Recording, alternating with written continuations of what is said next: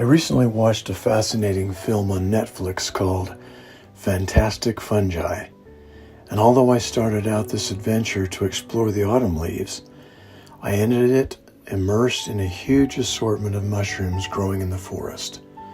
More on that later.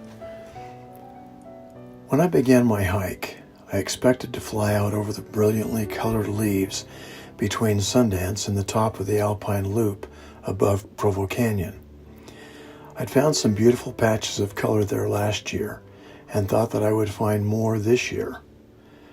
At the top of Horse Flat Trail, I flew over the brow of the eastern hills and saw some color.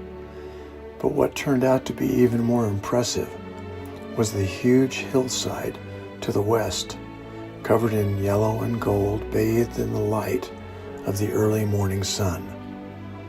I was amazed at the richness of the colors on this hill. As I flew around the north end of the hill, I could see big patches of red and orange in the distance, as well as the backside of Timpanogos. It was a perfectly still morning, and from my vantage point, I was grateful to have a bird's eye perspective of this beautiful terrain.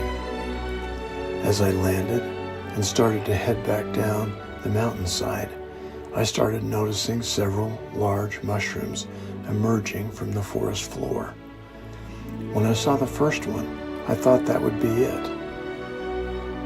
But as I continued to focus my perspective under the canopy of the trees, I began to see them everywhere I looked. I was glad that I had worn knee pads, because I got down on my hands and knees to view these delicate creations up close and even from below.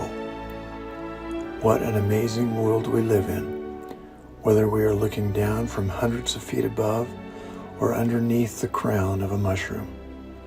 If you haven't seen Fantastic Fungi, I highly recommend it to you.